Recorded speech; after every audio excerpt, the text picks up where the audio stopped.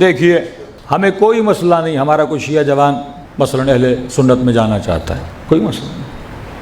ہم نے آج تک کبھی کسی کو اٹیک کیا کہ بھائی آپ شیعہ تھے سنی کیوں بنے؟ پہلی بات کوئی بنتا نہیں، اس مکتب میں آنے کے بعد کوئی جاتا ہی نہیں۔ یہ بالکل ایسا ہے کہ بندہ جب 12ویں پاس کر لے پھر تیسری میں اور چوتھی میں نہیں جاتا، 12ویں والا بیک پہ نہیں آتا، کیونکہ یہاں وہ علم ملتا ہے لوگوں کو کہ لوگ بیک پہ نہیں جاتے۔ اگر کوئی چلا بھی جائے تو ہم نے کبھی کوئی اعتراض نہیں کیا۔ انسان کی اپنی چوائس ہے، اپنی عقل کے حساب سے وہ جس چیز کو انتخاب کرنا چاہتا ہے، اللہ نے اسے کیا دیا ہے؟ حق دیا ہے۔ لیکن دوسری طرف آپ دیکھیں کہ جیسے لوگوں کو حق نظر آتا ہے وہ مکتب اہل بیت میں آنا چاہتے ہیں، یا انہیں مارا جاتا ہے یا انہیں روکا جاتا ہے۔ یہی کراچی میں 3-4 دن پہلے بیچارے مفتی ہمدرد صاحب کو پکڑا بھی، مارا بھی، تھانے میں گئے، پھر SHO سے ان کو مروایا۔ اب امیر المومنین کی مجھے بات یاد آ گئی، جب جنگ صفین میں امیر المومنین کو یہ گالیاں دے رہے تھے اور لشکر علی والوں نے بھی رپلائی دینا چاہا تو میرے مولا نے کہا کہ تم علی کے چاہنے والے ہو۔ امام نے فرمایا جب تک وہ زبان سے بات کر رہے ہیں زبان سے جواب دو، تلوار نہ اٹھاؤ، اینٹ نہ اٹھاؤ، پتھر نہ اٹھاؤ، اور جواب میں بھی گالی نہ دو، کیونکہ گالی وہ دیتا ہے جس کے پاس دلیل نہیں ہوتی۔ نحن ابناء الدلیل، تم علی کے ماننے والے ہو اور تم کیا ہو؟ صاحب دلیل ہو۔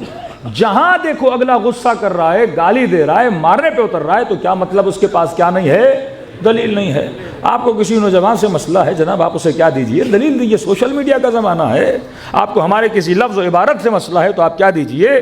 دلیل دیجئے۔ تو پڑھے لکھے معاشرے ڈائیلاگ کے ساتھ اپنے مسائل کو حل کرتے ہیں، اور جاہل معاشرے جن کے پاس دلیل نہیں ہوتی وہ لڑائیوں سے مسائل کو حل کرتے ہیں۔ تو اہل بیت نے اپنے کردار سے بتایا کہ ہم باب مدینۃ العلم کے ماننے والے ہیں، اور انہوں نے اپنے کردار سے بتایا کہ ہم جہالت کے ماننے والے ہیں۔ صلوات پڑھے محمد و آل محمد۔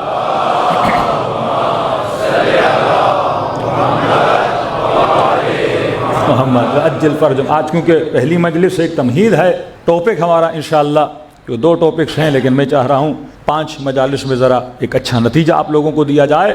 تو ٹاپک کلی ٹاپک یہ ہوگا دا نیٹ ورک آف اہل البیت علیہ الصلوۃ والسلام، کہ اہل بیت نے اپنے چاہنے والوں کو کس نیٹ ورک کے ذریعے کیا دی؟ ہدایت دی۔ کہ ایک ایسا معاشرہ جو سارا یزید کی طرف جا رہا ہے، اور اس معاشرے سے ٹوٹ کر چند ستارے حسین کی طرف آ رہے ہیں۔ تو ایسا کیا دیکھا ان لوگوں نے امام حسین نے کہ اپنے بچوں کو چھوڑ کر، اپنے اہل و عیال کو چھوڑ کر، اور یا مت سمجھیے کہ اتنا آسان تھا امام حسین کے پاس جانا۔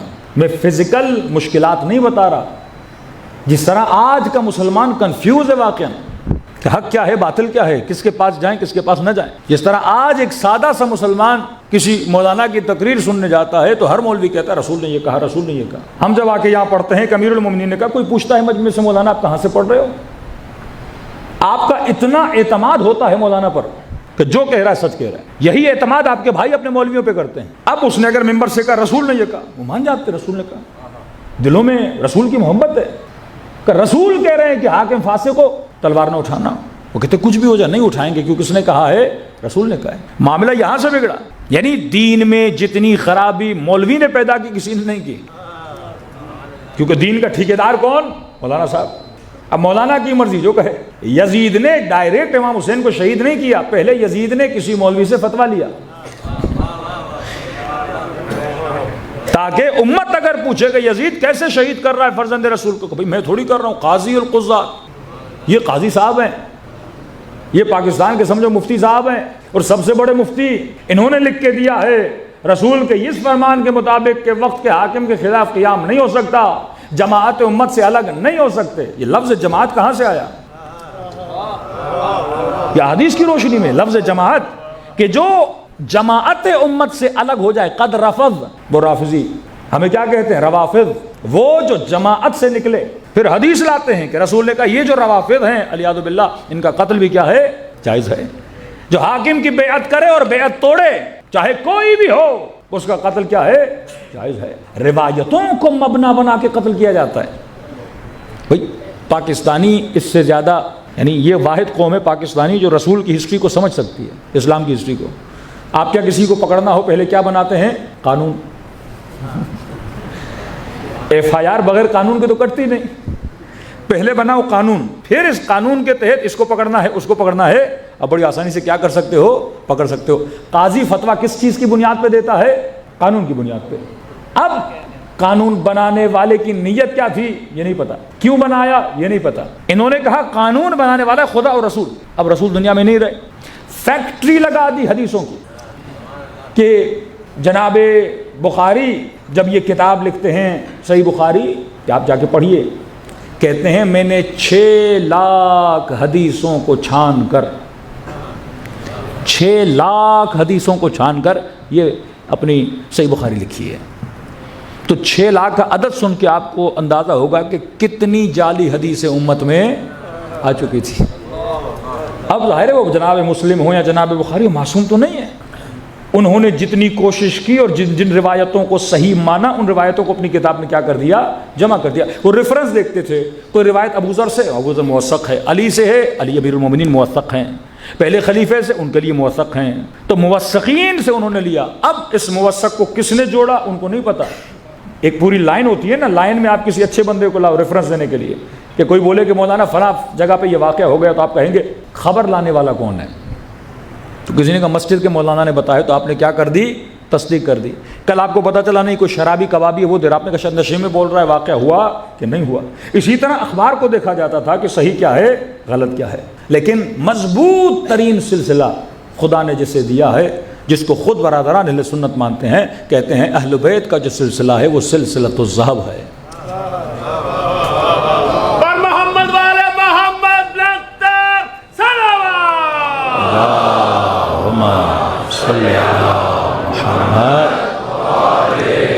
سلسلۃ الذھب, یہ سلسلہ سونے کا سلسلہ ہے. سونے کا کیسے؟ مثلاً آپ امام حنیفہ سے کوئی بھی روایت لوگے یا حکم لوگے, وہ کہیں گے فلاں صحابی سے سنا, فلاں تابعی سے سنا, اس نے فلاں سے سنا, اس نے فلاں سے سنا. اب بیچ میں کئی فلاں کا پتہ بھی نہیں کون ہے. لیکن جب آپ چھٹے امام سے پوچھتے ہو کہ مولا وضو کیسے کریں, کہتے ہیں میں نے اپنے بابا سے, انہوں نے اپنے بابا علی زین العابدین سے, انہوں نے اپنے بابا حسین ابن علی سے, حسین ابن علی نے اپنے بابا علی ابن ابی طالب سے, علی ابن ابی طالب نے رسول سے, رسول نے جبرائیل سے, اور جبرائیل نے خدا سے. ہمارے ہاں جتنی کڑیاں ہیں وہ صرف یا 11 ہیں یا 12 ہیں, اس سے زیادہ کڑیاں نہیں بنتی. اس سلسلے کو کیا کہا؟ سلسلۃ الذھب. کون سا سلسلہ؟ سونے کا سلسلہ. اور بہت بڑا سوال مفتی ہمدرد نے اٹھایا, واقعی میں نے پہلے نہیں سنا تھا, اور انہوں نے اپنے اہل سنت بھائیوں سے اٹھایا کہ بھائی یہ کہاں پہ لکھا ہے؟ یعنی قرآن کی کوئی آیت ہے, کوئی حدیث ہے رسول کی, کہ میں نے فقہ جو لینی ہے مثلا امام حنبل سے لینی ہے, دوسرے سے نہیں لے سکتا, یا میں نے فقہ امام مالک سے لینی ہے, تیسرے سے نہیں لے سکتا, یا میں نے فقہ امام حنیفہ سے لینی ہے, کسی اور سے نہیں لے سکتا. کہ ہمیں کس نے پابند کیا ہے کہ ہم صرف 4 اماموں سے فقہ لے سکتے ہیں اور جعفر صادق سے نہیں لے سکتے؟ مطلب کس نے؟ میں نے مسلمان نے جاننا ہے کہ میرا رسول وضو کیسے کرتا تھا. یہ کس نے مجھے کہا کہ میں ان جناب سے صرف پوچھ سکتا ہوں کہ رسول وضو کیسے کرتے تھے, لیکن نواسے رسول سے نہیں پوچھ سکتا. یہ جو فکر ہے نا, کہ معصوم فرماتے ہیں اگر کسی کو ہدایت دینی ہے, پہلا کام یہ ہے کہ اس کے ذہن میں سوال پیدا کرو. سوال آیا تو وہ کھودنا شروع کر دے گا, اور جاتے جاتے بالآخر وہ حقیقت تک پہنچ جائے گا. لیکن جس کے ذہن میں سوال ہی نہیں, وہ حقیقت تک کیسے پہنچے گا؟ آپ کے بڑے بڑے علماء اسی طرح تبلیغ کرتے تھے, کیونکہ ایک صفت ہے, کل انشاءاللہ صفات پہ گفتگو کریں گے. وہ صفت ہوتی تھی مومن, معصوم فرماتے مومن نہیں بن سکتا جب تک صاحب بصارت نہ ہو. بصیر جو ہوتا ہے اسے حق و باطل کے پہچاننے کی کیا ہوتی ہے؟ شناس ہوتی ہے. اس کے پاس ایک ہتھیار ہے جہاں سے وہ حق و باطل پہچان سکتا ہے. علی علی حق ہے, علی حق ہے, علی حق ہے, علی علی جدھر حق ہے ادھر مولا, جدھر حق ہے ادھر مولا, جدھر مولا ادھر حق.